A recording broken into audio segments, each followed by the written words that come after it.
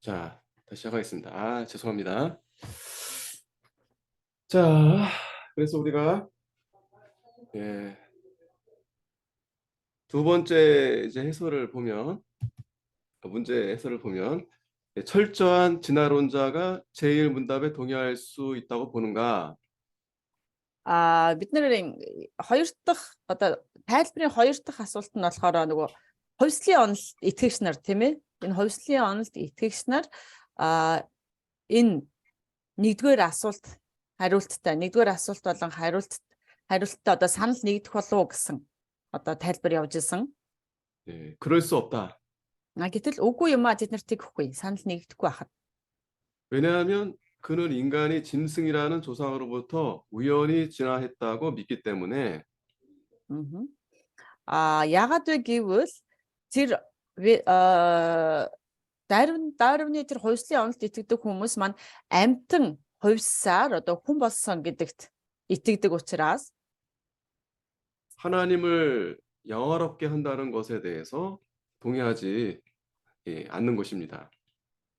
тэр ингэж одоо амьтан хувьсаар хүн болсон гэдэгт итгэдэг учраас тэд нар Бурхныг алдаршуулах гэдэг тал дээр бол одоо санал нэгддэггүй байна. 그러니까 이 진화론자들의 자기들의 이제 최고의 인생의 목적은 하나님께 있는 것이 아니라 자기들에게 있는 것이죠. За тэгвэл энэ хувьслын онолд итгэдэг хүмүүсийн одоо амьдралын зорилго нь юу вэ гэх юм бол тэд нар Бурханд итгэхтэй одоо хамгийн гол зорилго нь Бурханд итгэх биш, тэд нар өөрөөсөө амьдралын одоо гол цөм нь гэдэгт итгэдэг байгаа. 또 진화론자들 가운데서도 또 하나님을 믿는 자들이 또 있습니다. гэтэл энэ хувьслын онолд итгэдэг хүмүүсийн дунд ч гэсэн Бурханд итгэдэг хүмүүс бас байдаг. 이것도 물론 이제 잘못된 거죠. Энэ нь бол мэдээж одоо бууруу тийм ээ. 우리는 이제 진화를 믿는 것이 아니라 창조를 믿기 때문에 그렇습니다. харин яагаад вэ гэх юм бол бид нар тэр хувьслын онол гэдэг зүйлд хувьсан гэдэг зүйлд итгэдэг биш, бид нар харин бүтээгдсэн гэдэгт итгэдэг учраас тэр хувьслын онолоор дагдаг байж одоо Бурханд итгэх нь бас буруу байна. 따라서 이 진화론자들은 하나님을 믿지 않기 때문에 бас энэ хувьслын онолд итгэдэг хүмүүс маань Бурханд итгэдэггүй учраас 그래서 인간의 존재가 하나님을 위해 존재한다는 것을 인정하지 않는 것입니다. тийм учраас тэр хүмүүс тэр Бурханд итгэдэггүй учраас энэ хүмүүс бол хүн төрлөخت бол Бурханы төлөө бүтээгдсэн юм гэдэгт хүртэл итгэдэггүй байна. 자, 세 번째 문제를 보겠습니다. За 3 дахь асуулт нь одоо тайлбар дотроо явж байгаа тийм ээ 3 дахь одоо 다음과 같은 진술에는 어떤 오류가 있는가? За тэгвэл дараагийн гэх одоо энэ хэлэгдэх тайлбар эсвэл одоо мэдэгдэл ямар алдаа байна вэ гэж. 사람의 제일 되고 가장 높은 최고의 목적은 행복을 추구하는 것이다. За тэгвэл хүний хамгийн тэргүүний болоод дээд зэргийн одоо хамгийн тэргүүний зорилго нь ерөөсөө аз жаргалын төлөө аз жаргалыг хүсэх юм гэсэн ийм одоо хариулт байна. 여러분 그냥 들었을 때는 어떤 문제가 없는 것처럼 그렇게 느껴지죠. За магадгүй ингээд сонсох юм бол ямар ч асуудалгүй юм шиг тийм ээ энэ зөв хариулт юм шиг сонсогдож байна тийм үү? 그러니까 다시 말하면 우리가 행복하게 사는 것이 우리 인생의 최고의 목적이다라는 것이죠. За тэгвэл энийг одоо тайлбарлаад одоо ахиад жоохон одоо юу гэх одоо товчлоод хэлэх юм бол ерөөсөө хүний зорилго бол хүний амьдралын зорилго бол аз жаргалтай амьдрах юм гэж хэлсэн байна. 그러니까 여러분들이 이 부분을 잘 이해하셔야 됩니다. За та нар тэгвэл энэ хэсгийг маш сайн одоо ойлгох хэрэгтэй. 물론 우리가 살면서 행복할 수 있습니다. мэдээж бид нар амьдралдаа мэдээж аз жаргалтай байх болно. 하지만 그 행복 추구하는 것 자체가 우리 삶의 목적이 될 수 없다는 것입니다. Гэхдээ бид нар энэ амьдралын маань энэ Аз жаргал гэдэг маань энэ Аз жаргал гэдэг зүйл бидний амьдралын нөгөө нин тэргуунд байх зорилго болж болохгүй байх нэ. 그러니까 이 질문은 인간의 삶의 목적이 인간 내부에 있다라는 것을 의미하는 것입니다. За тэгвэл энэ асуулт маань энэ 3 дахь асуулт маань ерөөсөө юу хэлээд байна вэ гэвэл хүн төрөлхтний амьдралын зорилго бол ерөөсөө хүмүүсийн тэр дотор байгаамаа хүний дотор байгаамаа гэдгийг л одоо хэлж байна. 자, 그런데 우리가 아까 1문에서 우리 인간의 최고의 목적이 누구를 위해서 있다고 그랬죠? За тэгвэл бид нар эхний эдгээр одоо тайлбарынхаа эхний асуулт дээр хүний амьдралын зорилго нь юуны төлөө байдаг гэсэн мэлээ? 모든 만물을 창조하신 또 우리 음. 인간을 지으신 하나님께 있다라고 분명히 우리는 배웠습니다.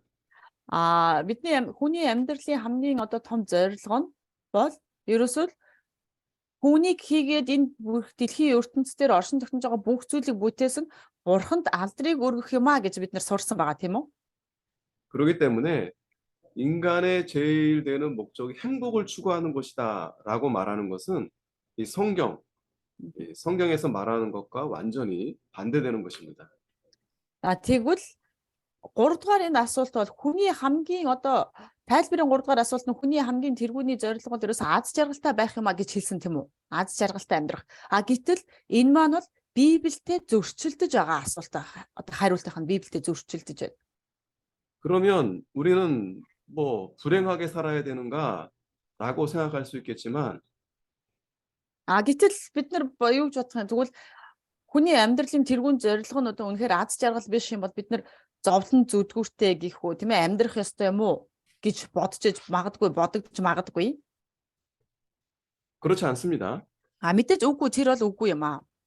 성경에서는 우리가 하나님을 영화롭게 할 때 하나님께서 우리에게 복을 주시는 것입니다. Бид нар Библийн дагуу тийм ээ Бурхныг алдаршуулахад тийм ээ Бурханд алдрыг өргөж Бурхныг алдаршуулахад Бурхан биднэрт тэр одоо өрөөлийг ивэл нэгүслийг өгдөг байна. 자, 이해가 되시겠죠? Ойлгогдож байна уу ер нь? 그러니까 이러한 그 질문과 답을 여러분들이 잘 살펴보고 이해가 되시면 이제 안 믿는 사람이라든지 믿음이 좀 이렇게 연약한 그런 성도들에게 이러한 질문들을 잘 대처할 수 있습니다. Бид нар энэ асуулт хариултыг тийм ээ одоо Westminster-ийн энэ дэлгэрэнгүй асуулт хариултыг маш сайн сураад ингээ бэлдээд авчих юм бол үл итгэгч болоод итгэлээр суул одоо байгаа хүмүүстэй энэгээрээ дамжуулаад маш сайн харилцан ярьж одоо зааж сургаж чадах болно.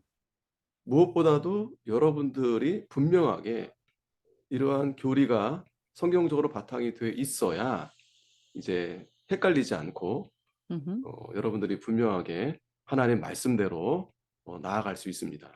Юунаас илүү бид нарт тийм ээ үнэхээр одоо энэ одоо бидний сурж байгаа энэ дэлгэрэнгүй асуулт хариултаар асуулт хариултаа бид нар сайн сураад аваад суурэ тавьчих юм бол бид нар ямар ч асуулт байсан ямар ч тэр хүмүүсийн эргэлзээ байсан бүгднийг нь одоо энэ асуулт хариултаараа дамжуулаад одоо тайлбарлаад өгч чадах болно.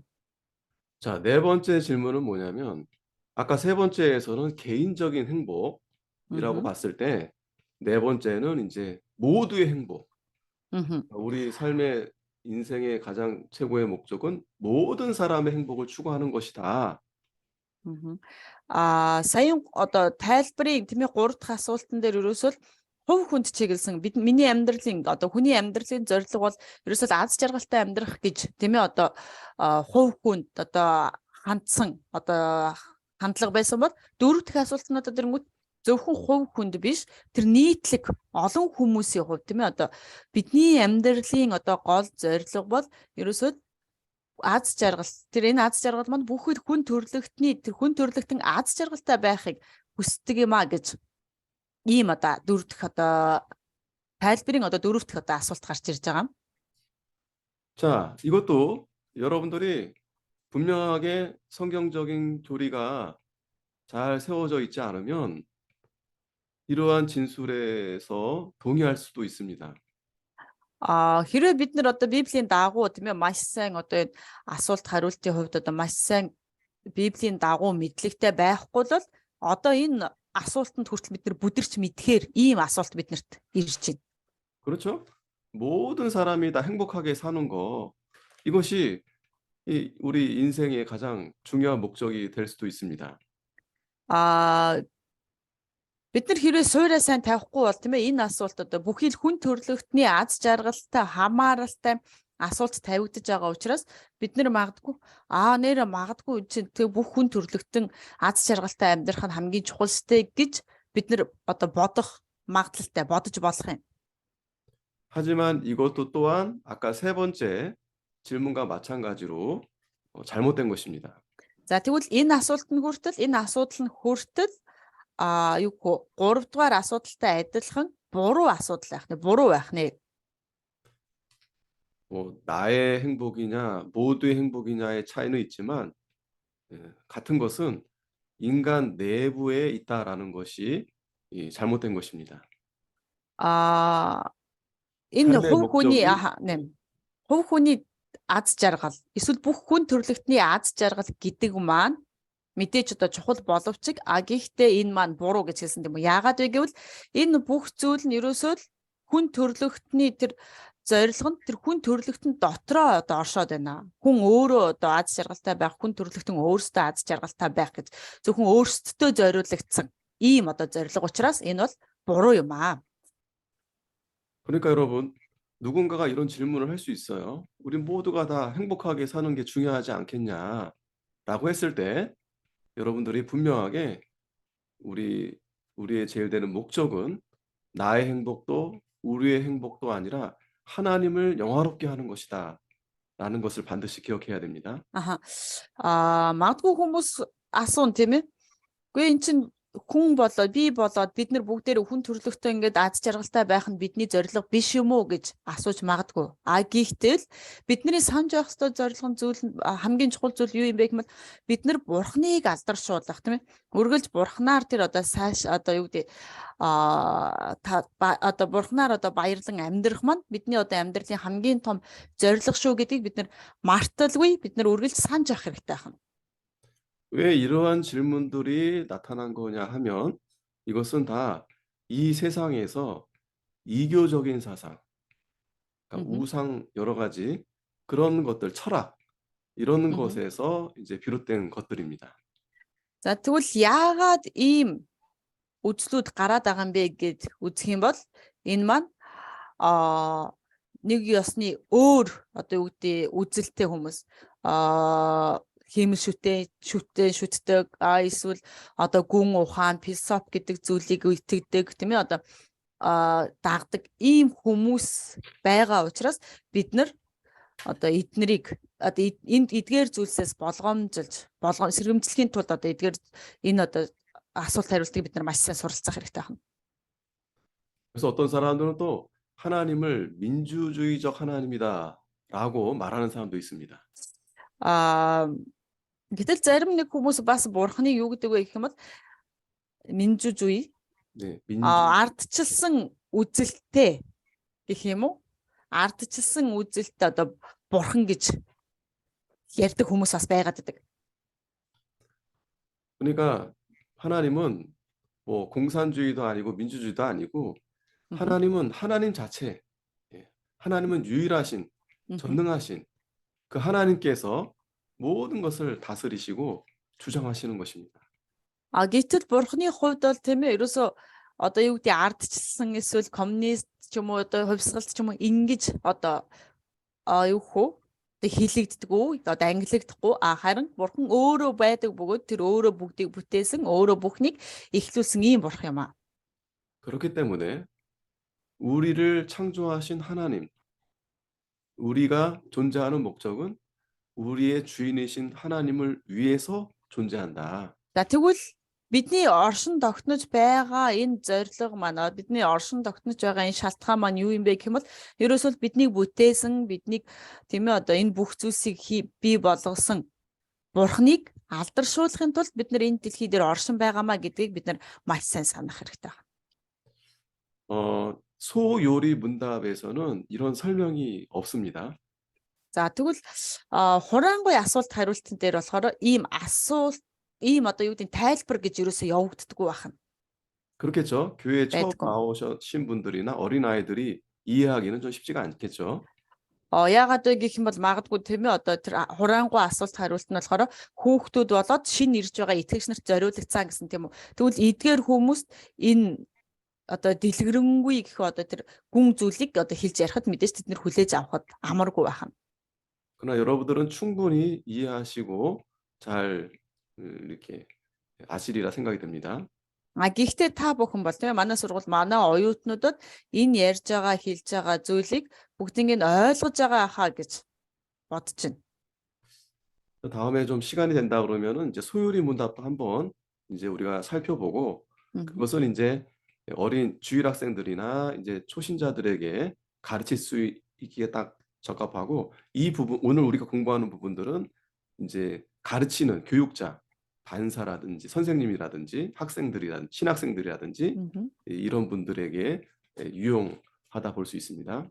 За тэгээ хэрвээ боломж гарах юм бол бас хураангуй асуулт хариултыг нь заахыг бодно. Мэдээж хураангуй нь болохоор хүүхдүүд болоод одоо шинэ итгэгч нарт хэрхэн заах вэ гэдгийг бид нэр сурна. Одоо хэрхэн яаж амархнаар заах вэ гэдгийг тэрүүгээр сурна. Гэхдээ харин өнөөдрийн бидний сурж байгаа энэ дэлгэрэнгүй асуулт хариулт маань болохоор Библийн сургуулийн оюутнууд эсвэл одоо чуулганы ахлагч, удирдагч одоо юу гэдэг багш нар болон тэр одоо үгийг дамжуулах тэр пасторудад зориулагдсан энэ дэлгэрэнгүй тайлбартай байна.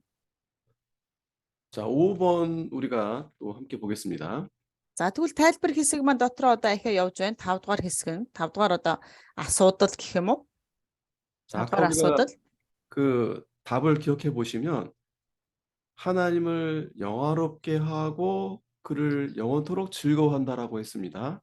За бидний асуултны хариулт нь хэлэхдээ бид нар мөн бурхныг алдаршуулж мөнхөд бурхнаар одоо баярлан амьдрах юмаа гэсэн ийм хариулт өгсөн байгаа тийм ээ?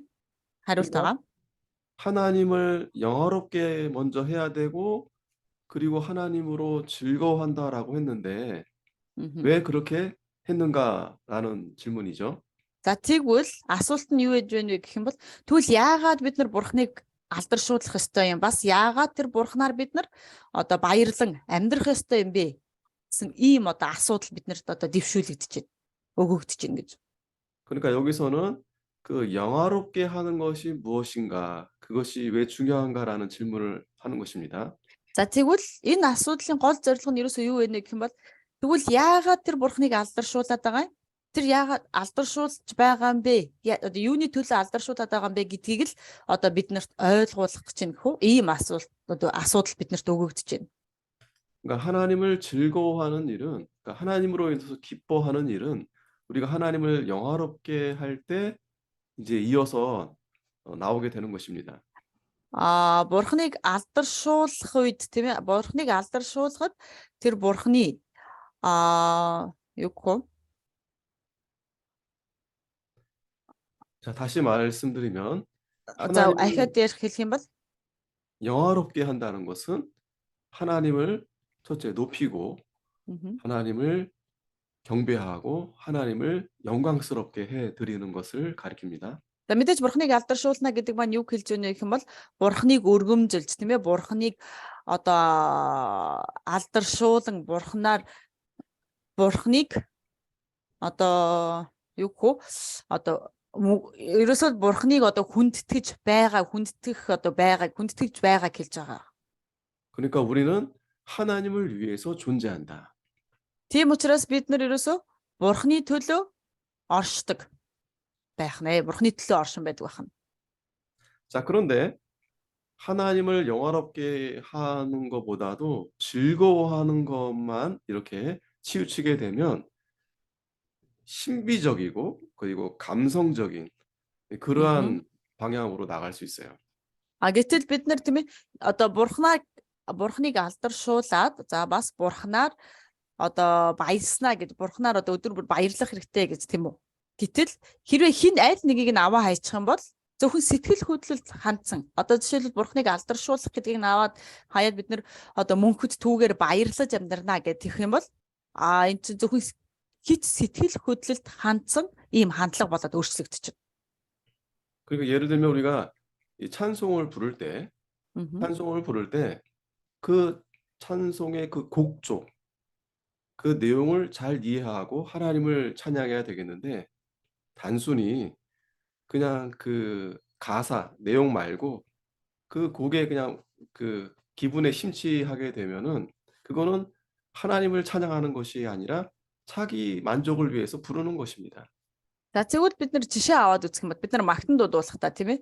Зөв магтан дуу дуулахдаа нөгөө аяыг нь сонсоод, аялгауг нь сонсоод нөгөө үгэндээ анхаарах гэж тийм ээ. Тэр магтаалын үг нь маш их утга учиртай байтал нөгөө үгэнээс илүүтэйгээр аялгаунд нь одоо ингээд сэтгэл хөдлөөл ингээд аялгаундаа автаад байх юм бол энэ маань биднэрт тэр магтаалаар дамжуулан бурхныг алдаршуулж байгаа биш, харин эсэргээр би өөрөө тэр аялгаугаар дамжуулаад өөрөө тэр сэтгэл хангалуун байдлыг авч мэдэрч байгаа болчихно.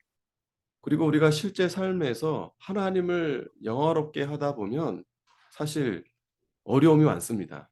Мэдээж бид нар бодит амьдрал дээр хүртэл бурханд алдрыг өргөж бурхныг алдаршуулад амьдрахад тийм ээ мэдээж биднэрт асуудлууд хүнд хэцүү асуудлууд зөндөө байх гарах болно. 여러분들도 많이 그 경험을 하셨죠. 우리가 이 막- 믿는 일 한다는 것이 그 서양 사람들이 생각하는 것처럼 그저 기쁘고 즐거운 일만 있는 것이 아닙니다. Бид нар бас бүгдээрээ мэдж байгаа тийм ээ. Энэ дэлхийн хүмүүсийн мэдж байгаагатайгаа адилхан. Энэ одоо бурхан Есүст итгэдэг хүмүүс байнга л инээж ингээ аз жаргалтай байдаг гэж. Энэ бол тийм амар асуудал биш тийм ээ. 예수님도 그 십자가에 달려 돌아가실 때 인간적으로는 최고의 고통을 감당하신 겁니다.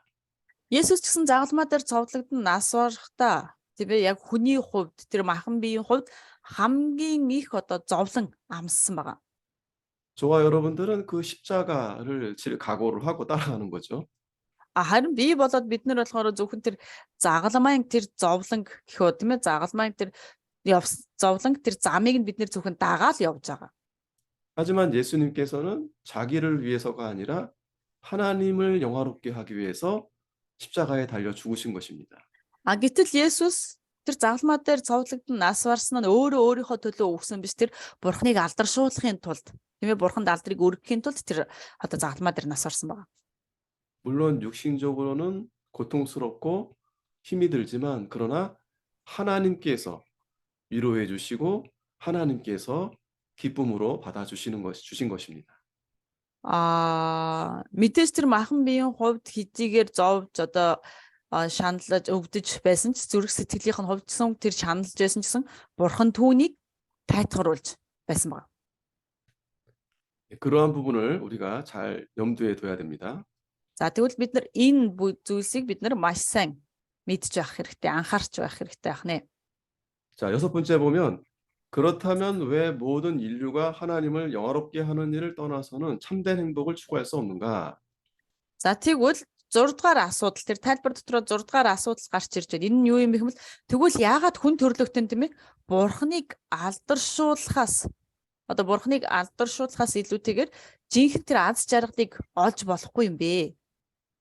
왜냐하면 참된 행복은 하나님께서 우리가 하나님을 영화롭게 하고 그를 즐거워하는 일을 수행하기 위한 그러한 의식적인 행동에 좌우되기 때문이다.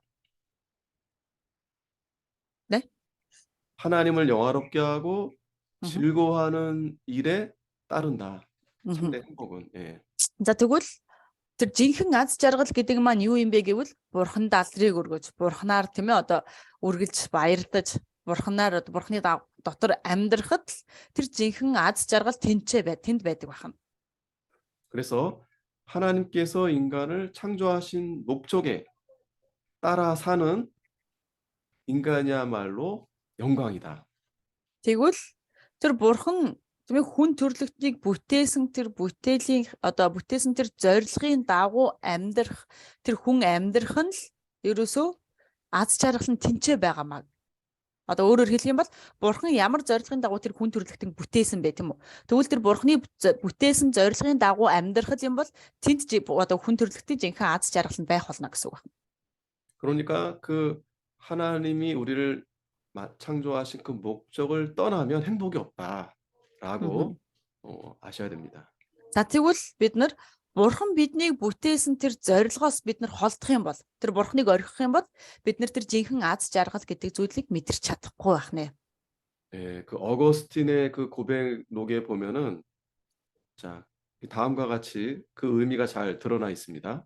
Августины одоо итгэлийн гэх юм Августины өөрчлөлтөөр харах юм бол ингэж одоо хэлсэн байдаг.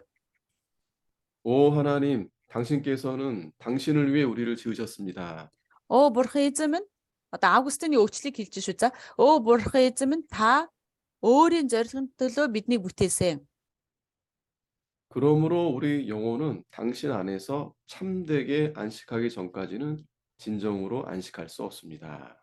Тиймээс бидний сүнс таны дотор амралтыг олохоосноос биднэрт жинхэнэ амралт гэж байхгүй.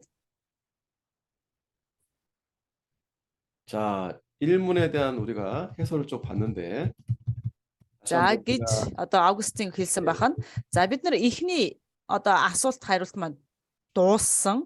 Одоо нэгдүгээр асуулт хариулт энийгээ бүгдээрээ хамтдаа эхнээс нь эмхэтгээд явъя. Бүгдээрээ сайн хараад сонсоод яваарай. 자, 제가 1문을 질문하면 여러분들이 답을 하시면 되겠습니다. За одоо эндээс багш нэгдүгээр асуултыг асуух юм бол та нар хариултыг хэлээ явах нь шүү. 네, 1문을 정리하는 차원에서 사람의 죄일되며 가장 높은 최고의 목적은 무엇입니까?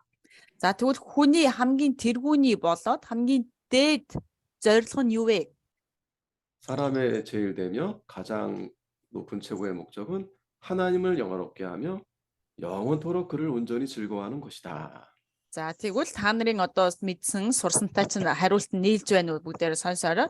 Тэгвэл хүний тэргүүний болоод хамгийн дээд зорилго нь ерөөсөө бурхныг алдаршуулж мөнхөд түүгээр баярлах явдал ах нэ. За нэгдүгээр асуулт маань ерөөсөө ийм байна. 여러분들이 이 1문은 정말 자동적으로 이게 나와야 됩니다. 자동적으로. Нэгдүгээр энэ асуулт маань тийм ээ одоо хүн болгонд ерөөсөө нин төрөнд байж одоо хамгийн түрүүнд одоо хэлж чаддаг, хариулж чаддаг бидний амнаас одоо хамгийн түрүүнд гардаг ийм одоо байх хэрэгтэй ах энэ асуулт хариулт маань.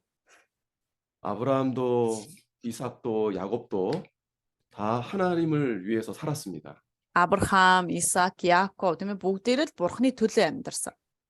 그래서 이 세상에서 나그네라 그러한 증거된 삶을 살았다고 했습니다. За тийм учраас энэ дэлхий дээр амьдрахдаа тэд нар яг л даяан шиг тийм ээ одоо бадарч нэгээс нэг бадарчин шиг даяан шиг амьдарсан гэж хэлдэг. 나그네라는 것은 우리가 여기 머무는 것이 아니라 하늘이 천국이 우리의 본향이다라는 것이죠. За тэгвэл бадарчин буюу тэр даяанч гэдэг маань юу юм бэ гэв тийм ээ? Өөрийн гэсэн гэр оронгүй. Өөрийн гэр орон нь тусдаа өөр газар байдаг хэрнээ хисүүчилж явдаг. Тэгвэл бид нар гэсэн энэ дэлхий бидний гэр орон биш. Бидний гэр орон бол Тэнгэрийн хаанчлалд байгаа юм. 그래서 성경에서는 구약이나 신약에서 하나님의 참된 성도들은 다 하나님을 하기 위해서 살았습니다. Тийм учраас Библиэр харах юм бол Бурхны алдрын төлөө Бурхны энэ хүмүүс бол Бурхныг алдаршуулахын тулд тэр Бурхны төлөө амьдарч байсан байна. 그래서 하나님을 영화롭게 하기 위해서 때론 고난도 당하고 또 목숨까지도 마다하지 않았습니다. За тэд нар Бурхныг алдаршуулахын тулд тийм ээ ямар ч зовлон байсан одоо амсаж тийм ээ Бурхны төлөө бүр амиа хүртэл өгч байсан байгаа. 세례 요한은 그는 흥하여야 되겠고 나는 쇠하여야 되리라 그렇게 말했습니다. Баптизм хүртэгч Иохан юу гэж хэлж байсан бэ гэвэл тэр өргөмжлөгдөж харин би одоо буурах болно гэж хэлсэн байгаа тийм ээ. 보통 사람들은 자기가 우선입니다. 나부터 잘 되고 봐야 된다라고 생각합니다. Гэтэл ихэнх хүмүүс хувьд юу гэж ярьдаг вэ гэх юм бол эхлээд би бусдаас дээр байх хэрэгтэй. Би бусдаас одоо өмнө явах хэрэгтэй гэж ярьдаг байгаа. 그러나 하나님께서는 분명히 말씀하시는데 우리의 존재의 목적이 나 자신을 위해서가 아니라 하나님을 위해서 우리가 존재하는 것이다. Гэтэл бурхан биднэрт хэлсэн тийм ээ. Бидний хүн төрлөختний тэгвэл хүний тэгвэл хамгийн тэргүүний зорилго нь юу вэ гэх юм бол өөрийнхөө төлөө амьдрах биш харин бурхны төлөө бурхныг алдаршуулан амьдрах нь одоо хүмүүсийн хувьд бол хамгийн нэн тэргүүний зорилго байна. 예를 들어서 여러분 밑에 종이 있다라고, 종을 두었다라고 생각해 보십시오. За жишээлбэл тийм ээ та нар өөрсдөө одоо боолтой байлаа гэж бодъё. 근데 그 종이 주인을 위하지 않고 자기를 위해서 한다고 생각해 보면 그 종은 내쫓길 것입니다. Хэрвээ тэр боол нь тийм ээ жишээлбэл одоо тэр боол нь эзнийхөө төлөө биш өөрийнхөө төлөө байгаад байх юм бол тэр боол бол одоо хөөгдөн тийм үү? 하지만 이 종이 주인을 위해서 헌신하고 자기 목숨까지 아끼지 않고 최선을 다한다면 그 주인은 그 종을 칭찬하고 칭찬만 할 뿐 아니라 많은 것을 그 종에게 맡기고 또 상을 줄 것입니다.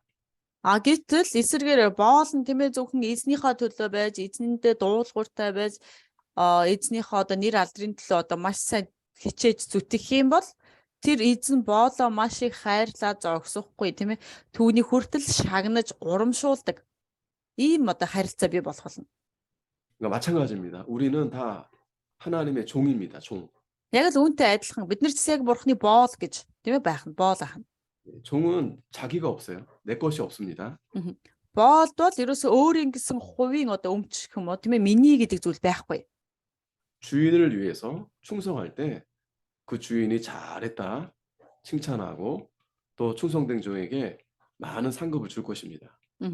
Харин тэр боол нь эзнийхээ төлөө бүх зүйлийг хийж эзнийхээ төлөө эзэндээ одоо маш сайн үйлчлэл зүтгэх юм бол эзэн нь түүнийг одоо марчиж сайшаад сайн итгэмжт боол гэж түүнийг шагнаж урамшуулах болно. 자, 이어서 우리가 두 번째 문제를 볼 텐데요. 보면 이 1문, 2문, 3문 문제가 다 이어져 있습니다. 다 논리적으로 자, 이어져 있습니다. бүгдээр одоо хоёр дахь асуултаа үзье. Энэ 1, 2, 3 дугаар асуулт маань ерөнхийдөө онлын хувьд гэх юм уу? хоорондоо холбоотой асуултууд байгаа. Эхний 1, 2, 3 дугаар асуулт нь.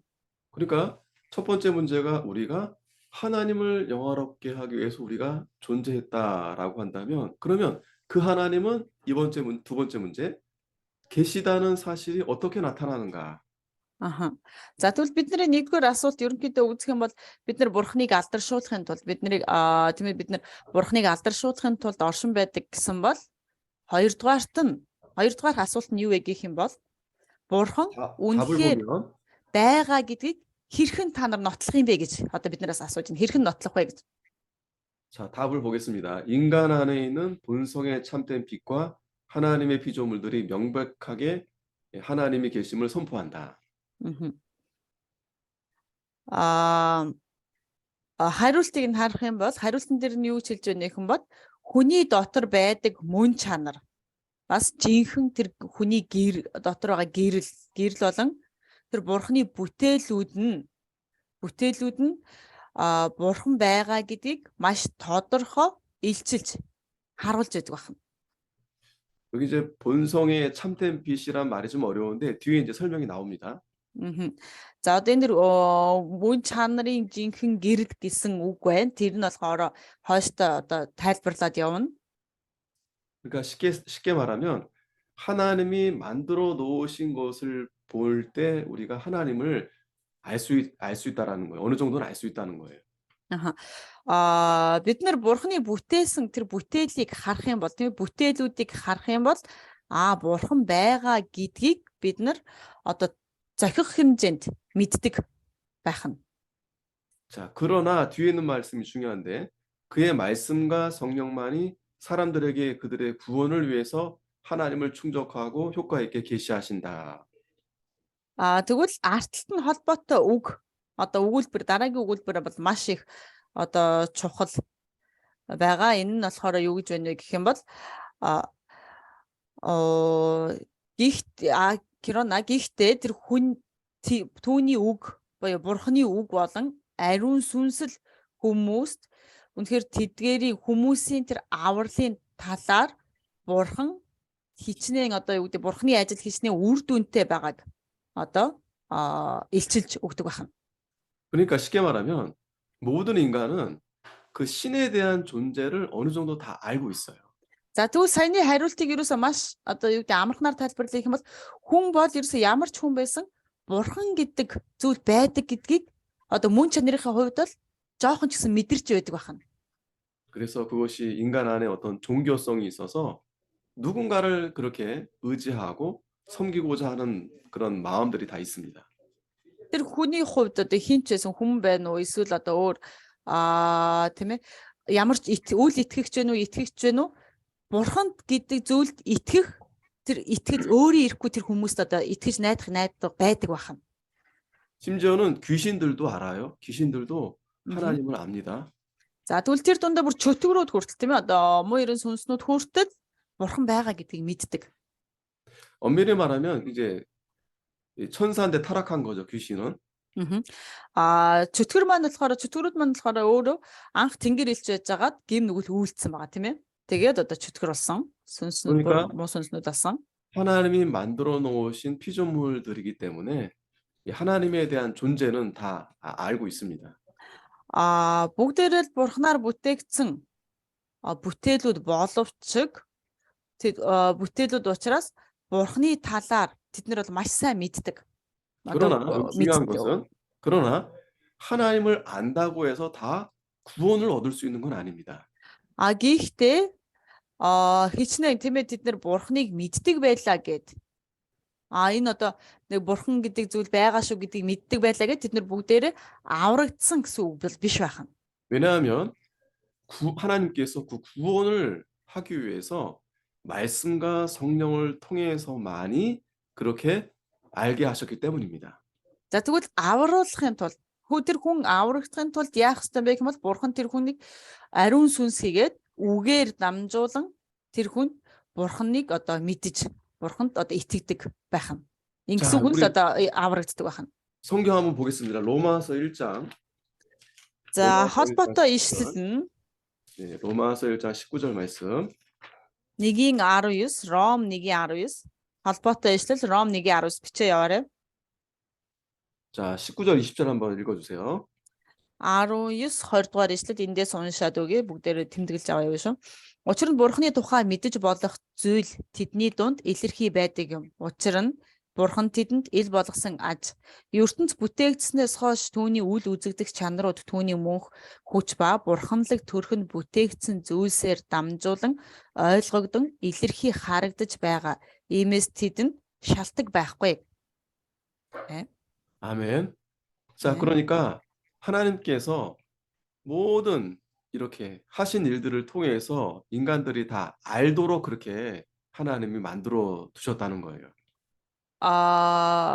Бурхан тийм ээ тэр бүхий л бүтээлүүдээр дамжуулан тэр хүн төрлөخت нь бурхан гэж хиймбэ гэдгийг бурханд одоо бурхан байгаа гэдгийг мэдүүлэхийн тулд бүх зүйлд одоо тэр бүх зүйлийг одоо бурхан гэж бүтээсэн байгаа.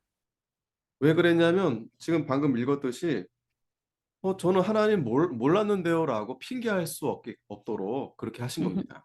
За тэгвэл яагаад вэ гэх юм бол бурхан тэдэнд ямар ч шалтгаан үлдээхгүй тулд яагаад бол би бурханыг мэдэхгүй штэ би бурхан байгаа гэж мэдээгүй штэ гэж ямар нэг шалтгаан тооцох тэр эрх юу гэдэг шалтгаан тооцоолохгүй тулд бурхан ингэж бүгдэнд нь бурханы талаар мэдэх одоо тэр жоохон ч гэсэн одоо мэдлэгийг өгсөн байна.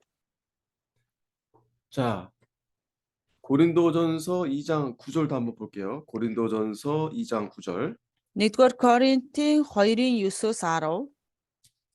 1-р Коринт 2:9-өөс 10. 2장 9절 10절 한번 읽어주세요. За 1-р Коринт 2:9-өөс 10 дугаар ишлэл 9-өөс 10 дугаар ишлэл таанши гэвч нүдэнд үзэгдээгүй чихэнд сонсогдоогүй хүний санаанд ороогүй юмсыг бурхан өөрийг нь хайрладаг хүмүүст бэлтжээ гэж бичигдсэн ёсоор болжээ. Гэвч бурхан үүнийг сүнсээр бидэнд илчилсэн юм. Учир нь сүнс бүх зүйлийг тэр байтугай бурханы гүн юмсыг ч гэсэн нэвтэлдэг ажгууг. 뒤에 밑에서 이제 해설에 대한 설명이 있겠지만, 그러니까 하나님께서 하나님 자신을 보여주시기 위해서 보여준다라는 말이 계신데 두 가지 방법, 즉 자연 계시, 이건 일반 계시라고 하고 그리고 특별 계시, 이 두 가지 방법으로 하나님이 자신을 나타내십니다. За энэ мэдээж тайлбар нь одоо цааш одоо гарна. Гэхдээ бурхан биднэрт өөрийгөө таниулах хоёр одоо арга замыг өгсөн байна. Нэг нь болохоор энгийн илчлэлт буюу одоо нөгөө байгалийн илчлэлт гэдэг тийм ээ, энгийн илчлэлт буюу байгалийн илчлэлт. Хоёрдугаарх нь болохоор тэр онцгой илчлэлт буюу одоо Библи хийгээд одоо үгээр дамжуулан биднэрт одоо тэр Бурхныг таньж мэдэх тэр боломжийг биднэрт өгсөн байна. 그러니까 우리가 이 자연 계시를 통해서 일반적인 계시를 통해서는 뭐 어느 정도 하나님에 대해서 뭐 알 수는 있습니다. 하지만 특별 계시를 통하지 않으면 그 하나님에 대해서 좀 더 분명하게 또 무엇보다도 이 구원에 대해서 알 수 없다라는 거예요. За тэгвэл биднэрт Бурхан тийм ээ одоо зүгээр одоо энгийн илчлэлт буюу энэ байгалийн илчлэлтээр дамжуулан бид нэр Бурхныг таньж мэдэх боломжийг Бурхан биднэрт өгсөн боловч харин энэ Библи буюу энэ онцгой илчлэлт Бурхны үгээр дамжуулан бид нэр Бурханд итгэж бүр Бурхны талаар бүр гүн гүнзгий тэр мэдэх мэдлэгийг өгөхийн тулд энэ одоо онцгой илчлэлтийг бидэнд өгсөн байна. 그렇기 때문에 우리에게는 이 특별 계시가 중요합니다. 특별 계시. Тийм учраас бидний хувьд бол энэ онцгой илчлэлт гэдэг маань одоо маш их чухал ахнэ. 이 특별 계시는 하나님의 말씀입니다. Энэ онцгой илчлэлт маань одоо Бурхны үгийг хэлж байгаа. 자, 디모데후서 3장 15절. 2-р Тимотийн 3:15-аас 2-р Тимот. 자, 중요한 말씀이니까 한번 읽어주세요. 디모데후서 3장 15절, 17절까지. За 2-р Тимотийн 3:15-аас 17, 2-р Тимот 3:15-аас 17. За эндээс уншаад өгье. Христ Есүст итгэх итгэлээр дамжуулан авралт хүргэх мэрэгэн ухааныг чамд өгөх чадалтай ариун бичээсүүдийг чи бага наснаасаа мэдэх болсон. Судар бүр Бурхны амьсгалснаар байгаа бөгөөд заахад, зэмлэхэд, залруулахад, зөвхт байдал дотор чиглүүлэхэд тустай. Энэ нь Бурхны хүн аливаа сайн үлд бүрэн бэлтгэгдсэн байхын тулд юм аа. 아멘. 네. 그러니까 이 특별 계시인 이 성경을 통해서만 우리가 믿음으로 마이크 하가라 구원에 요 이룰 수 нүдэд 있다. байна. Нэг юм нүдэгдээд шүү. Микрофон хаагараа. 성경을 통해서만 우리가 믿음으로 구원에 이를 수 있다. Библиэр дамжуулан тийм ээ бид нэр итгэлээр дамжуулан бид нэр авралт хүрэх болно. 그래서 이러한 특별 계시는 아무에게나 주어진 것이 아니고 하나님의 언약 백성, 택한 백성들에게만 주어졌다. За тийм учраас энэ онцгой илчлэлт маань зүгээр хамаагүй хүмүүст өгөгдсөн биш, харин зөвхөн Бурхнаар сонгогдсон тэр сонгогдсон хүмүүст л өгөгдсөн одоо онцгой илчлэлт байх нь. 그러니까 여러분 분명하게 아셔야 됩니다. 이 구원이라는 것은 그냥 내가 뭐 뭔가를 알아서 깨달아서 이렇게 되는 것이 아니고 분명한 하나님의 말씀, 특별 계시 이것을 믿음으로 말미암아 우리가 이 구원을 얻게 되는 것입니다. Бид нар авралыг тийм ээ хэрхэн авах вэ гэх юм бол Бурхны үг онцгой өрсөлт буюу Бурхны үг бидэнд өгөгдөж бид нар Бурхны үгэнд итгэж тэр Бурхны үгээр хөтлөгдөж тэр Бурхны үгээр дамжуулан итгэснээр биднэрт тэр аврал ирэх нэ. 자, 이제 해설을 우리가 보겠습니다. За тэгээд тайлбарлуугаа оръё. 자, 첫 번째 보면 아까 인간 안에 있는 본성의 참된 빛은 무엇을 의미하는가?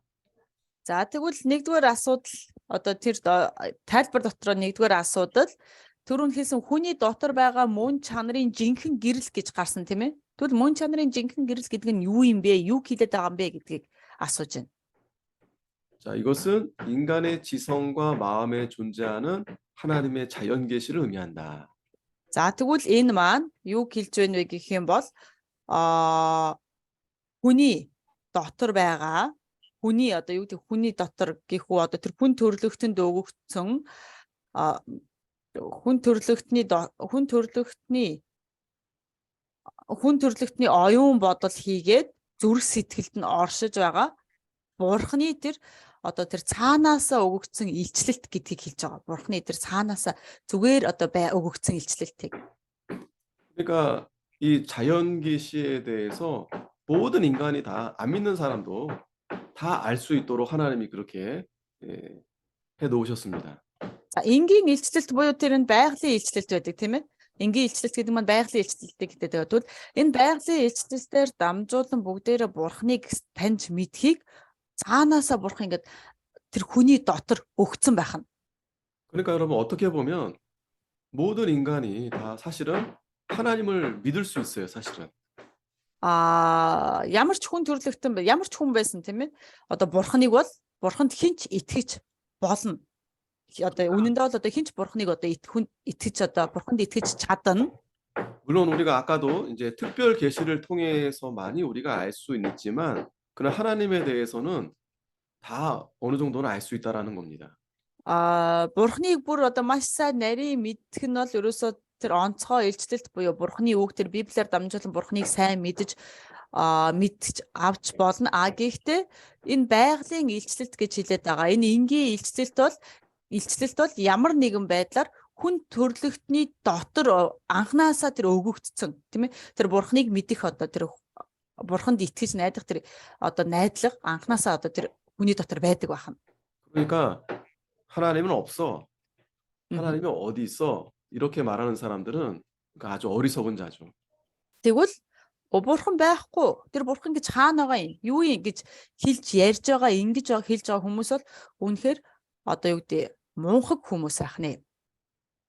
자, 두 번째, 하나님의 피조물들은 무엇을 의미하는가? За тэгвэл хоёрдугаар асуудал буюу одоо тэр бурханы хоёрдугаар асуудал нь юу вэ гэх юм бол бурханы бүтээлүүд гэж яг юу хэлээд байгаа юм бэ? Бурханы бүтээлүүд гэж яг юу хэлээд байгаа юм? 자, 이것은 인간 본성 이외에 하나님의 모든 계시를 의미한다. За тэгвэл энэ маань юу хэлж байна гэх юм бол хүний дотор байгаа тэр нөгөө жинхэнэ мөн чанарын байна тийм ээ. Тэр жинхэнэ мөн чанарын дагуу за биш яг буруу явах гэж шүү. Нөгөө бурхнаар дамжуулан бүтээгдсэн хүн төрлөختийн болоод тэр бүхий бүтээгдсэн бүтээлүүдийг хэлж байгаа. 그러니까 이 피조물들이라는 것들은 다 그러니까 하나님이 만들어 놓으신 거를 가리키는 거예요. 만들어 놓으신 거. Тэгвэл бүтээлүүд гэж яг юу ч хэлээд байна гэх юм бол бурхнаар бүтээгдсэн бүх зүйлсийг л хэлж байгаа. 저 멀리 있는 여러분, 우주, 별 이런 거 다 하나님이 만들어 두셨습니다. Энэ дээр тэнгэрт байгаа тэр сансар огторгуу тийм ээ одыг бурхан бүтээсэн юм аа. 그런 것들을 누군가 사람이 만들었다라고 생각한다면 그건 정말 정신 나간 사람일 것입니다. Хэрвээ энэ бүх зүйлийг хүн бүтээсэн гэж хүн хэлж ярих юм бол хэн нэгэн хүн бүтээсэн энэ сансар огторгуу бүтээсэн гэх юм бол энэ бол үнэхээр байж болохгүй тийм ээ одоо зүйл. 그래서 대부분들은 어떻게 생각하냐면 그냥 우연히 만들어졌다 이렇게 믿는 것입니다. Гэтэл ихэвчлэн хүмүүс юу гэж боддог вэ гэх юм бол хүмүүс ихэвчлэн юу гэж боддог юм бол эдгээр зүйлс чи аяанда өөрөө бий болцсон юм аа гэж ярьдаг байгаа. 여러분들이 만약에 이 머리가 생각이 정상적이라면 우연히 만들어졌다라고 믿는 게 쉬운지 아니면 누군가의 하나님에 의해서 만들어졌다라고 믿는 게 쉬운지 한번 판단해 보십시오. За тэгвэл та нар бүгдээрээ бодоод үзээрэй тийм үү? Бид нэр өөрсдийнхөө оюун ухаанаар энэ сансар огторгуу энэ од эрхэс гаригуд аяанда бий болцсон гэж итгэх нь амархан уу? Эсвэл харин хин нэгэн тэр бурхан гэдэг тийм ээ хин нэг одоо бурхан энэ бүх зүйлийг дистаратаа дэг журамтайгаар бүтээсэн юм а гэдэгт итгэх нь амархан уу? 그러니까 정상적인 생각을 갖고 있다면 우연히 만들어졌다라는 것보다도 누군가에 의해서 만들어졌다가 더 믿을 만할 것입니다. Тэгвэл тэр хүний хувьд ингэ бодоод үзэх юм бол энэ угаас аяанда бий болцсон гэдгээс илүүтэйгээр тийм ээ аяанда энэ сансар огторгуу ингээд бий болцсон гэдгээс илүүтэйгээр хин нэгэн тэр бурхан ямар нэгэн одоо оршихуй байж энэ сансар огторгууг бүтээсэн юм а гэдэгт итгэх нь бол маш амархан. Энэ бол одоо бас юу гэдэг эрүүл ухаанаар сэтгэж байгаа гэсэн үг байна. 그리고 여러분 그런 피조물들이 하나님께서 만들어 두고 내버려 두시는 게 아니라 그것들을 계속 보존하시고 또 그것들을 그 일들이 잘 되도록 하나님께서 계속 관여하십니다. Хин нэгэн одоо за тийм ээ одоо хин нэгэн одоо энэ юу сансар огторгууг бүтээгээ зүгээр ингээ хайцсан биш тийм үү? Зүгээр хайцсан биш. Тэр бүтээсэн хин нэгэн буюу тэр бурхан өөрөө тэр бүтээлүүд одоо сансар огтхыг бүтээгээд өдөр бүр түүнийг хянж захирч удирдах байдаг бахны. 여러분 생각해 보세요. 우주에 해도 있고 달도 있고 뭐 그것만 있나요? 지구 뭐 여러 성들이 많은데 그것이 제각각 자기 마음대로 움직인다 생각해 보십시오. 그러면 벌써 이미 이 지구라는 이 행성은 벌써 부딪혔든지 아니면 저 태양에 붙어서 타버렸든지 아마 그랬을 겁니다. Хэрвээ тийм ээ одоо хин нэгэн хүн энэ одоо сансар огторгоо бүтээчээд хайцсан тоохгүй орхицсан байсан бол энэ одоо сансар огторгоо од гайраг энэ дээр одч байна, сарч байна, дэлхийч байна, нарч байна, нарны аймагуд тийм ээ одоо бүр ахаад өөр одоо ингээд сансар огторгон одоо юу гэдэг өөр зүйлсүүд байхад эдгээр бүх зүйлсийг хэрвээ хин нэгэн харж хянж одоо удирдах байхгүй бол нэг өдөр бид нар юу гэдэг дэлхийтэйгээ очиж наранд очиж наалдаа шатчих магадгүй. Тийм ээ наранд аль нэг нь одоо очиод бас шатаад үгүй болох. Ийм асуудал гарах болно. 뭐 멀리 우주까지 갈 필요 없습니다. 우리가 사는 이 공간에서도 마찬가지죠. 하나님께서 모든 이러한 이 생물, 또 동물, 또 우리 인간 다 하나님께서 이렇게 보존하시기 때문에 우리가 존재하는 겁니다. За тэгвэл бүр бүгдээрээ сансар огтхгүй болъё л доо тийм ээ одоо тэр хоолын одоо сансар огторгоо гэж ярихаас ярилгүйгээр өнөөгийн бидний яг энэ дэлхийн ертөнц дээр хүн амьтан тийм ээ энэ одоо юу гэдэг мал адгуус ингээд байхад хэрвээ бурхан л биднийг харж хандаж удирдах захирч байхгүй бол бид нэр өнөөдрийг хүртэл оршин байх нь бас бидний хувьд бол хэцүү байх нэ. 더 가까이 여러분들 자신을 보십시오. 여러분들 안에 속에서 일어나는 일들, 먹고 소화하고 또 여러 가지 이런 일들이 우리가 어떤 의식적으로 되는 일들이 아닙니다. Тэгвэл бүгдээрээ бүр одоо тэр дэлхийн ертөнцид одоо энэ дэлхий дээр зүйлс гэж ярилгүйгээр хүн өөрийнхөө бодоод үзье өөрийгөө би миний дотор юу байна вэ? Би гэдэг хүн чинь өөрөө идэж уудаг, за идэж ууснаа боловсруулдаг, ялгаруулдаг тийм ээ. Ингэж миний дотор одоо эргэтнүүд хүртэл өөрийн гэсэн дэг журамтай, дистаралтай ажилдаг. 우리가 이제 마스크 이제 벗잖아요. 코로나가 지나서. За корона дуусаад одоо юу гэдэг маск зүүхгүй явж байна тийм ээ бид нар. 공기만 조금 잘못 우리가 그렇게 됐어도 살 수가 없습니다, 우리는. Бид нар хувьд ийм одоо юу гэдэг халдварт өвчин гинт ингээд одоо агаарт дэгдээд халдчих юм бол бид нэр хүртэл амьдрахад хэцүү байгаа үстэй тийм ээ асуудал үүсч эхэлж байгаа бид нарт. 우리가 매 순간 숨을 들이쉬고 내뱉잖아요. 호흡하잖아요. 이렇게 해서 우리가 생명을 유지하게 되는데 기적이다라고 볼 수밖에 없어요. Гэтэл бид нар өдөр бүр амьсгалж өдөр бүр ингээд одоо юу гэдэг амьсгалж амьдарч байгаа маань өнөөдрийг хүртэл бид нар амьд амьдарч ирсэн маань хүртэл гайхамшиг юмаа гэж бид нар харахад болно. 자, 그렇다면 3번. 본성의 빛과 하나님의 피조물들이 인류에게 던져주는 메시지는 무엇인가? За тэгвэл нөгөө мөн чанарын гэрэл болоод бурхны бүтээлүүд нь хүн төрлөختөнд өгч байгаа үг гэх юм одоо мессеж буюу тэр дамжуулж байгаа үг нь юу юм бэ гэж юу юм болоо. 하나님이 살아계신다. 분명히 보여주시는 겁니다. 하나님이 살아계신다. За тэгвэл энэ одоо нөгөө нэг мөн чанарын гэрэл болоод тэр бурхны бүтээлүүд маань хүн төрлөختөнд хүмүүст юу хэлээд байна вэ гэх юм бол бурхан бол үнэхээр амьд оршдог юм а гэдгийг хэлээд байна. Бурхан бол амьд оршдог юм а гэдгийг. 뿐만 아니라 그는 능력이 무한하시다. Тэгээ зогсохгүй. 전지전능하시다. Тэгээ зогсохгүй тэр одоо бурхны хүч чадлал хязгааргүй төгс хүч чадалтай юм а гэдгийг хэлж байна. 그래서 이 하나님의 자연 계시와 뜻은 인류의 죄를 핑계하지 못하게 하기에 충분한 이 증거들이다. Тийм учраас энэ байгалийн илчлэлт буюу тэр энгийн илчлэлт маань хүн төрлөختөнд би бурхныг мэдхгүй гэж шалтак тоочих одоо ямар нэг одоо боломж олгодгүй байх нэ. 자, 그런데 여기서 중요한 것은 이 본성의 빛과 하나님의 피조물들이 던져주는 것만으로 우리가 이 영적인 필요성, 즉 구원을 얻는 데는 충분하지가 않습니다.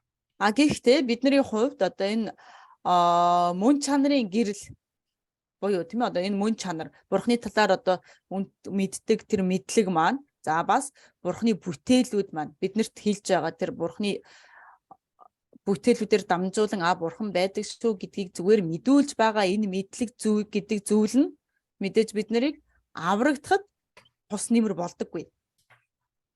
두 가지 이유가 있는데 За яагаад юм бэ гэвэл 인류가 죄를 범했을 때 그의 영적인 그 필요가 바뀌었기 때문입니다.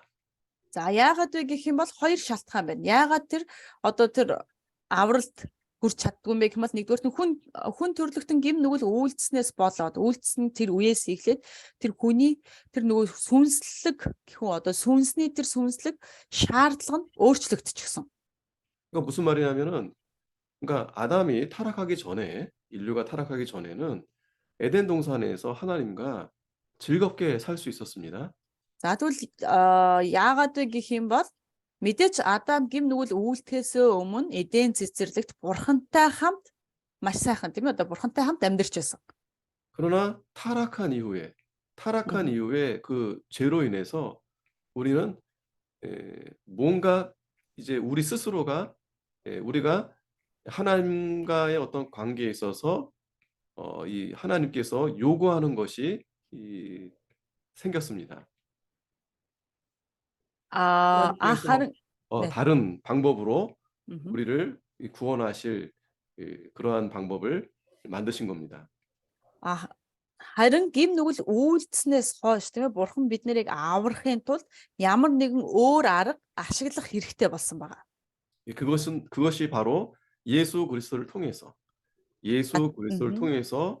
우리가 죄로 하나님과 원수가 되어 있는데 예수님을 통해서 다시 우리가 구원을 얻을 수 있도록 그렇게 하신 겁니다.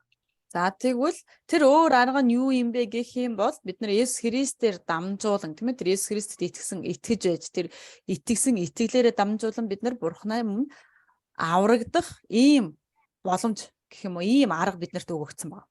그렇기 때문에 이 자연 계시를 통해서는 우리가 그 어떤 해결책도 제시할 수 없는 것입니다. 제시하지 못하는 것입니다. За тийм учраас энэ байгалийн илчлэлт энэ буюу энгийн илчлэлтээр дамжуулан мэдээж бид нар авралыг авч чадахгүй байна. 또 두 번째는 그 인간의 타락이 우리의 그 본성의 빛과 하나님의 피조물이들이 제시하는 그 메시지조차도 올바로 해석하고 받아들일 수 있는 그 능력이 손상을 입었기 때문입니다. За тэгвэл хүний тэр гим нүгэл үйлдсэн нь тийм хүн гим нүгэл үйлдснээс болоод нөө хүний дотор байгаа бурхныг мэдэх мэдлэг буюу тэр мөн чанарын мөн чанарын гэрэл болоод бурхны тэр бүтээсэн бүтээлүүдээр дамжуулан нөө бурхны өгч байгаа тэр одоо мэдээлэл гэх үү тийм ээ энэ маань болохоор зөв бид нар зөвөр тэрнийг одоо хүлээн авч чаддгүй байна. 그러니까 우리 마음과 생각이 죄로 인해서 어두워졌어요. Тийм учраас бидний тэр гим нүгэл үйлдснээс болоод бидний бодол санаа бидний зүрх сэтгэл маань гим нүглээс болоод одоо харанхуй. 자, 그 결과로 인해서 우리가 하나님을 모르고 하나님을 잘 알지 못하는 가운데 그런 세상의 것들을 자연 계시들을 오히려 우상으로 섬기게 된 것입니다. За тэгвэл гим нүгэл үйлдснээс болоод үр дүнд нь юу болсон бэ гэх юм бол нөгөө байгалийн илчлэлт буюу тийм ээ одоо нөгөө бурхныг таниулж мэдүүлдэг байсан нөгөө байгалийн бүтээлүүдэд хүмүүс итгэж өөрсдөө түүнийг одоо шүтэн болгож одоо итгэж мөргөж хэлсэн байна. 그래서 뭐 어떤 사람들은 나무를 신으로 섬기고 또 달을 신으로 섬기고 뭐 별을 신으로 섬기고 이런 일들이 나타나게 된 것입니다. За тийм учраас одоо юу гэдэг зарим хүмүүс тийм одоо модонд одоо бурхан гэж итгээл зарим нь болохоор саранд итгээл зарим нь одоо ямар нэг одыг хүртэл одоо шүтээл тийм ингэж өөрсдийн одоо шүтэнүүдийг бий болгож эхэлсэн. 그래서 그런 일들이 잘못된 거짓 종교들을 만들었고 또 도덕적 타락을 가져오게 된 것입니다. За тиймээс эдгээр одоо зүйлсүүд нь одоо нөгөө худал хуурмаг тэр нөгөө буруу урсгал гэх юм уу буруу тэр шашны худал хуурмаг шашнуудыг бий болгож за тэгээд нөгөө завхрал буюу гэдгийг одоо жинхэнэ утгаар нь бий болгож эхэлсэн байгаа. 결국에는 그런 잘못을 누가 하는 것입니까? 우리가 한 거죠. 인간들이 한 거죠. 그래서 Тэгвэл энэ 핑계할 수 буруу 없는 зүйлийг энэ буруу зүйлийг хэн үйлдэж байна вэ? Хэн хийгээд байгаа юм бэ? Хэн бий болгоод байгаа юм бэ гэх юм бол мэдээж энэ хүн өөрөө бий болгож байгаа. Хүний одоо өөрсдийн одоо бодол санаадаас үйлдэж бий болсон учраас хүмүүст өөрсдийгөө зөвтгөх шалтгаан байхгүй байна. 자, 다섯 번째 문제. За тав дахь 그렇다면 асуудал нь 우리는 하나님의 완전한 계시와 뜻을 가지고 있는가? тэгвэл тав дахь асуудал тэгвэл тийм ээ биднэрт үнэхээр тэр бурхны тэр төгс илчлэлт тэр бурхны одоо хүсэл биднэрт байгаа юм уу? 자, 이것은 성경, Мгм. 이 성경의 형태로만 존재하는 것입니다. За тэгвэл энэ маань хэрхэн яаж энэ төгс илчлэлт нь тийм ээ тэр бурхны төгс илчлэлт буюу тэр төгс хүсэл нь хэрхэн оршиж байна вэ гэх юм бол Библи гэж буюу Библиэр одоо оршиж байна. Библи. 그래서 하나님께서 이 특별 계시를 통해서 하나님에 대해서 분명하게 알려주시는 것입니다. За тэгвэл бурхан өөрийгөө мэдүүлэх арга нь болохоор энэ онцгой илчлэлт буюу энэ онцгой илчлэлт буюу бурхны үг энэ Библиэр дамжуулан биднэрт өөрийгөө таниулж өгдөг байна. 자, 그러면 여섯 번째. За 6 дугаар асуудал. 하나님의 자연 계시와 성경이라는 형태의 계시의 주요한 차이는 무엇인가? За тэгвэл бид нар сая нэг нь онцгой илчлэлт, нэг нь энгийн илчлэлт гэж хоёр илчлэлтийн талаар ярьлаа тийм үү. Тэгэл онцгой илчлэлт буюу бурхны үг Библи, энгийн илчлэлт буюу тэр байгалийн илчлэлт хоёрын хоорондын онцгой ялгаа нь юу юм бэ? онцгой ялгаа нь юу юм бэ? 자, 네 가지로 볼 수 있는데 첫 번째는 자연 계시는 모든 사람들에게 다 주어졌지만 그러나 성경 계시는 제한적으로 택함 받은 백성들에게만 주어졌다. За тэгвэл одоо ялгаа нь болохоор дөрвөн ялгаа байна. Тэрнээс нэгдүгээр ялгаа нь юу юм бэ гэх юм бол байгалийн илчлэлт буюу энэ энгийн илчлэлт бол бүх хүнд өгөгдсөн. Энгийн илчлэлт бол бүх хүнд өгөгдсөн бол харин энэ онцгой илчлэлт бол тодорхой хэсэг бүлэг буюу одоо бурхнаар сонгогдсон хүмүүст л өгөгдсөн байна.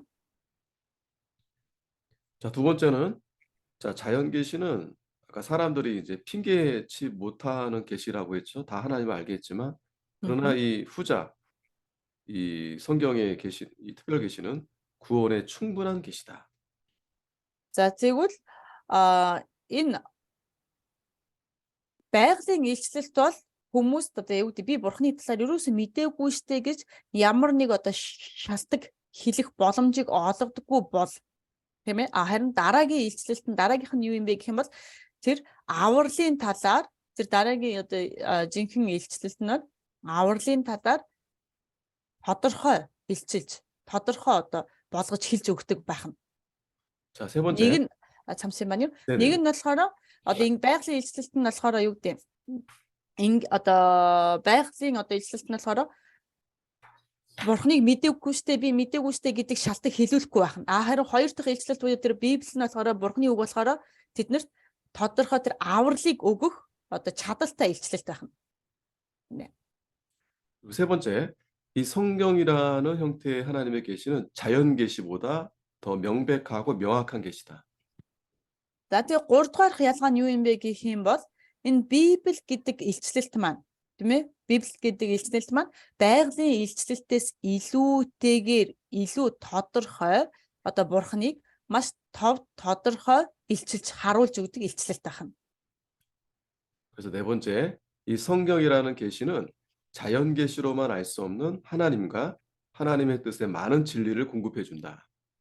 За тэгээ дөрөвдүгээр ялгаа нь юу юм бэ гэх юм бол энэ Библи гэдэг маань одоо Библи гэдэг илчлэлт маань гэхүү тийм ээ Библи гэдэг маань байгалийн илчлэлтээс илүүтэйгээр бурхан болоод бурхны хүслийг бурхны үгийг одоо маш их одоо хэлж өгдөг байна.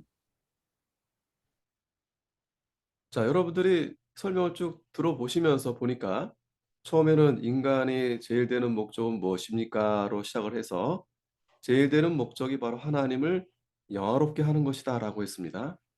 За бид нар сая 1 2 дугаар асуултыг үзлээ тийм ээ. Тэгээ нэгдүгээр асуултанд болохоор хүний хамгийн одоо тэргүүний зорилго нь юу юм бэ гэхэд хүний тэргүүний зорилго нь бол ерөөсөө л Бурхныг алдаршуулах юм а гэж бид нар сурсан байгаа тийм ээ. 그래서 두 번째 문제가 그러면 그 하나님은 어떻게 나타나십니까? Мгм. 에 대한 것에 대해서 우리가 지금 보고 있습니다. За тэгвэл тэр алдаршуулах гээд байгаа Бурхныг тэгвэл бид Бурхнаа одоо тэгвэл хэрхэн яаж одоо илчилж харуулж байгаа юм бэ гэж илчилж байгаа юм бэ гэдгийг хоёр дахь асуулт нь байсан. 하나님은 자연 계시와 특별 계시, 즉 성경을 통해서 계시하시는데 이 성경이 하나님의 뜻을 분명하게 보여준다라는 것입니다.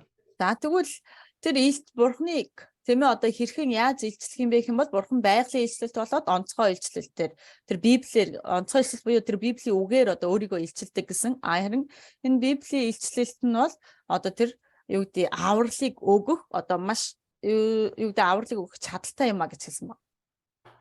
그래서 일곱 번째 보면 성경이라는 형태의 계시가 우리에게 구원에 이르게 하는 지혜가 있는 계시가 되려면 성경 외에 무엇이 더 필요한가? За тэгвэл одоо тайлбарын 7 дугаар асуудал нь Библи гэдэг илчлэлт тийм ээ бид нарыг авралт хүргэдэг мэрэгүү ухаан байгаа юм бол тэрнээс гадна Библиэс гадна өөр ямар нэг зүйл хэрэгтэй юу гэдгийг асууж байна. Библиэс гадна бид нарыг авралт хүрэхэд Библиэс гадна өөр ямар нэг зүйл хэрэгтэй юу гэдэл ойлгоход болох нь.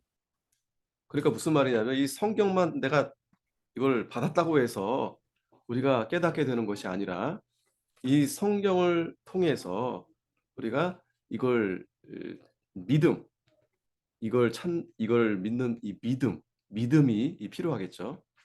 За тэгвэл энэ маань юу гэсэн үг вэ гэх юм бол мэдээж бид нар Библи өгөөд бид нар Библийг биднэрт өгөөд Библийн үгийг бид нар хүлээж авсан.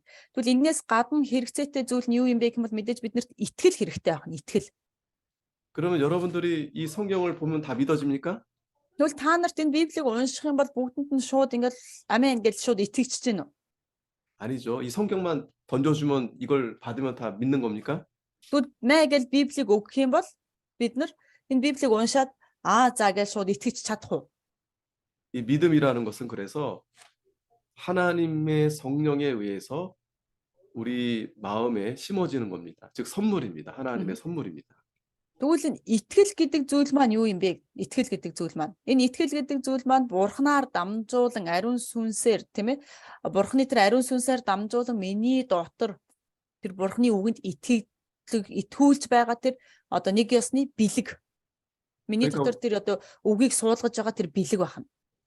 그러니까 우리가 구원을 얻으려면 이 하나님 말씀을 통해서 우리가 이것을 믿어야 되겠는데, 보고 믿어야 되겠는데, 그것은 하나님께서 성령께서 우리 마음을 열어주셔서 이것을 믿어지게 함으로 우리가 구원을 얻게 되는 것입니다.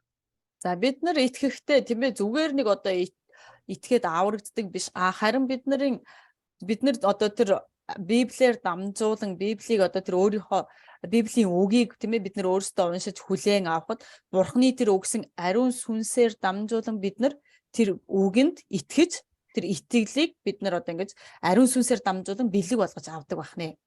그러니까 중요한 것은 여기서 무슨 말이냐면 우리가 이 성경을 깨닫도록 성령께서 하나님께서 깨닫게 해 주셔야 된다는 겁니다. За тэгвэл бид нар энэ Библийг ойлгоод энэ Библийг тийм ээ одоо ойлгож итгэж чадахын тулд энэ Библийг Бурхан буюу тийм ээ Бурханы сүнсээр буюу тэр ариун сүнсээр дамжуулан бид нар ойлгох хэрэгтэй байна. Тэр ариун сүнс биднэрт тэр Библийг ойлгуулж өгдөг байна. 그리고 또 우리가 주의할 것은 그 성령이 이 성경에 계시던 거 외에는 아무것도 계시하지 않는다는 거예요.